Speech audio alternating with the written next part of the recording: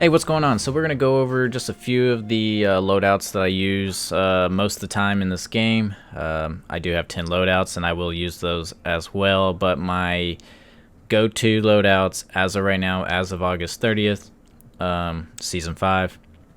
Let's show you. So this one I call America's Gun. This is the 1776 package, and it's an M4A1.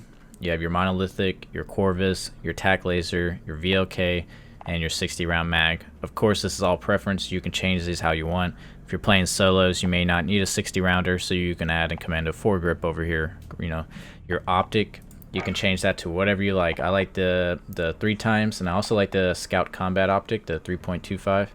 They both have their place. I like them both. Of course, these can always be swapped out for something else. I don't know if I would change anything else unless you're running unsuppressed. And if you are, I'm not sure what you would add to. Maybe your rear grip, but it'd probably be a little close to being not that effective because the other attachments are already doing what they need to do.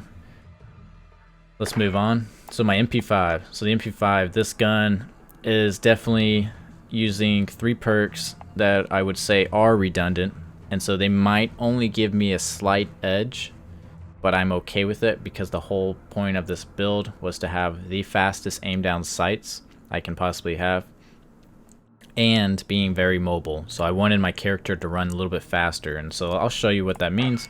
So if you look over here at the FSS Mini, so it gives me aim down sight speed, and notice this, it gives me movement speed. So my character is now just a little bit faster than normal with this gun attached to him. Okay, so tac laser. Aim down sight speed, aiming stability, and aim walking steadiness. So this all relates with being close quarters combat, me walking in there and aiming around corners, because sometimes aiming around corners makes you too slow, but with this gun and this setup I can actually do it and be pretty effective. It seems to work. So over here for the stock, all it is aim, walking, movement. So this is just for mobility. So while I'm aiming aiming and walking at a little bit of a faster pace.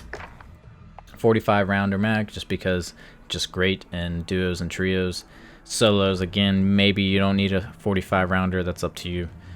The grip tape, so the grip tape is another aim down sight speed and sprint to fire. So when I'm running, I can shoot, I can just hit the trigger and it will go. So that's all this gun is for. It's unsuppressed, it is loud, and I know once I get an engagement with it that there's a chance that somebody heard me. Totally okay with that though. Now when it comes towards the end, let's just say we get another loadout, time to grab Ghost. It's a little bit different. So now I'm using the subsonic suppressor over here. I'll show you what that does. So you still have the aim down sight speeds, that's what I love. No visible tracers, no enemy skulls, and sound suppression, of course. Your 5NW laser, so this one's hip fire, so notice it's not the aim down sight speed. So now I'm kind of like taking away, I'm kind of a different approach, because I'm kind of thinking of now towards the end, there might not even be buildings, you might be just out in the field. So just I don't know, I felt like I wanted to have this kind of like an all-around gun, so I could like hip fire as well. I can also aim if I need to. I'm trying to make this one a little bit more average. Still have the aim walking because I figured I'm still going to be aiming. The grip tape as well, so the aim down sight speed, sprint to fire speed. So I got those two, so I can pretty much run and I should be able to shoot them. So like if I'm just sprinting up to them, if I hit that trigger, because I have this one and this one, it should do it. And plus I have the hip fire, so I will have a chance to actually, you know, be semi-accurate with it. That's, of course, you can change all this up. You know, maybe you're not into that. Maybe you feel like, see, I'm not going to be using this gun like 40 meters down. Like, they're 40 meters, I have my M4A1. So this gun is just for close quarters combat, and it's not just for buildings on this one. That's what I'm trying to push out there. And I also want it suppressed because I want them to hear him. What I'm kind of thinking is, like, if you're out in the field and say there's some bushes, some shrubs or trees, and they can't see you, and you're just running real quick, you get up there and you just pull that trigger, you get them down, swap to your M4A1, shoot whoever's maybe 20 meters from them. That's kind of what this gun is for. It's just an average close quarters gun. Don't even worry about the Renetti, because as soon as I get this loadout, I'm picking up my M4A1. And then so for the perks on this one, using double time, I want to be fast. The EOD thing, I don't think you need it anymore because you're at the very end. It's usually, to me, I feel like it's mostly a shootout when it's at the end. And so double time, I want to be fast. I want to be able to get to cover really quick. I want to be able to crouch at a faster speed. Amp, I want to be able to swap my weapons super quickly. And Ghost, of course. So now the people that are, you know, using their little heartbeat sensors, or maybe they have a UAV, they're not going to be able to see me. And I don't know if I talked about the perks on this one. So the perks on the America's gun, double time, same thing. I want to be able to run fast. I want to be able to swap my weapons up with overkill and swap them at a faster rate with amp. So frag grenade and gas grenade. This one, so the gas grenade has its pluses. I use it from time to time. It's kind of neat to like throw it into a building to disorientate some people, because the gas has a pretty wide range when you use it, and it also gets you hit markers, so then you know for sure that they're in there. But that one you could probably switch out to heartbeat sensor if you're not into that, or a stun grenade, which is what I have on here. This is end game, has a heartbeat sensor and C4, because I figured C4 is even though it doesn't do a whole lot of damage, I've noticed it does more damage than my grenades, because most of the time when I throw those grenades, they don't even hit the guy, and so I feel like I get more hits with the C4 than I do with cooking a grenade. And lastly, let's just say you're playing trios or quads and you want to be the guy that's just putting down people. You can use one of these, one of the Bruins. I would say this one right here.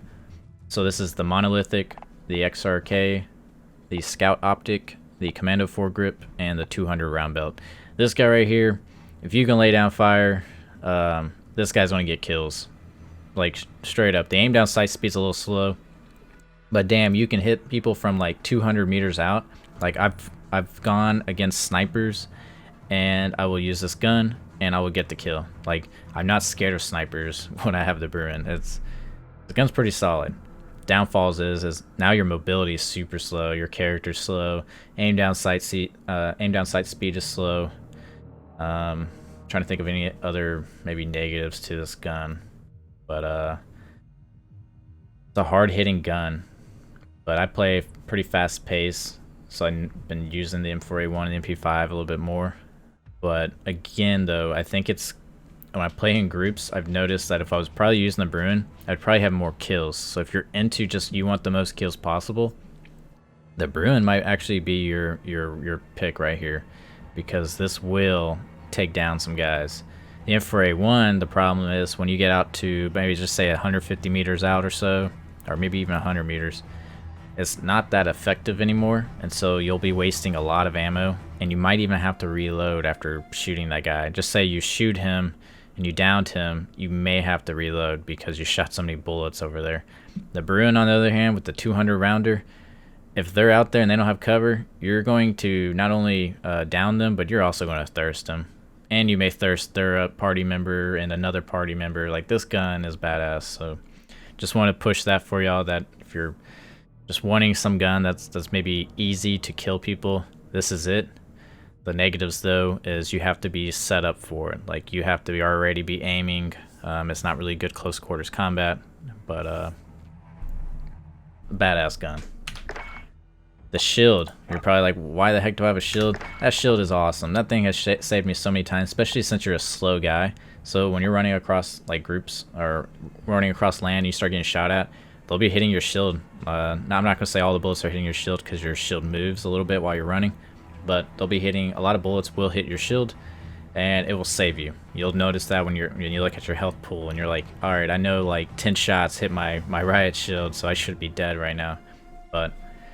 And also another good thing, so cool strategy. So just say you're out in open land. Unfortunately, if the gas forced you to go across open land, you're getting shot at. The guy's far enough. Just say he has an M4A1. So let's say he's using the M4A1 on you. He's shooting you. Because he's so far, he has to put more bullets. Say it takes like 10 bullets to kill somebody from that distance. So say he gets like 5 or 6 shots on you. You're getting close to death.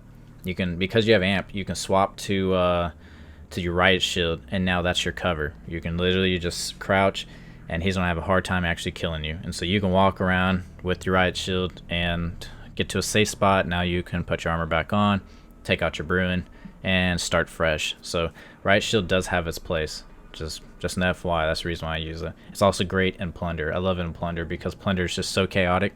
You have people flying down left and right, so having something protecting your back is awesome. And plus, again, you have amped, so you can swap right into a Riot Shield if you really need it, because the ads on your Bruin kind of suck. And so sometimes like a judgment call, like you're like, oh, there's no way I'm gonna get my ads on this guy and down him. Like, there's no way. And so you just instantly think in your head, you know, that's all reaction and experience, and so you'll just switch to your Riot Shield. So hope you learned something. As always, if you haven't subscribed, please subscribe, and give me a like.